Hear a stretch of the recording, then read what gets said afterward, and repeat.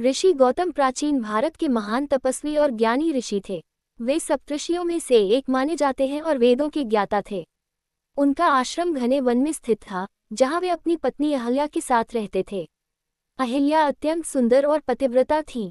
एक दिन देवराज इंद्र ने अहिल्या की सुंदरता के बारे में सुना। वे मोहित हो गए और छल से ऋषि गौतम का रूप धारण कर आश्रम पहुंचे। अहिल्या कुछ समय के लिए भ्रमित हो गईं। जब ऋषि गौतम लौटे तो उन्होंने अपनी तपशक्ति से सच्चाई जान ली। क्रोधित होकर उन्होंने इंद्र को श्राप दिया कि उनके शरीर पर हजारों चिन्ह प्रकट हो जाएं। अहिल्या को भी उन्होंने श्राप दिया कि वे वर्षों तक पत्थर के समान निर्जीव अवस्था में रहेंगी, जब तक त्रेता युग में भगवान राम उनके चरण स्पर्श कर उन्हें मुक्त नहीं करेंगे। समय बीतता गया। जब रामा अपने गुरु के साथ वन यात्रा पर निकले, तब वे गौतम ऋषि के आश्रम पहुंचे।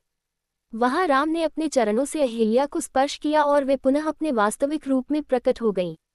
उनका उद्धार हुआ और उन्होंने भगवान राम की स्तुति की। ऋषि गौतम का जीवन हमें सिखाता है कि तप, सत्य और धर्म का पालन सर्वोच्च है, लेकिन क्रोध में दिया गया श्राप भी जीवन बदल सकता है।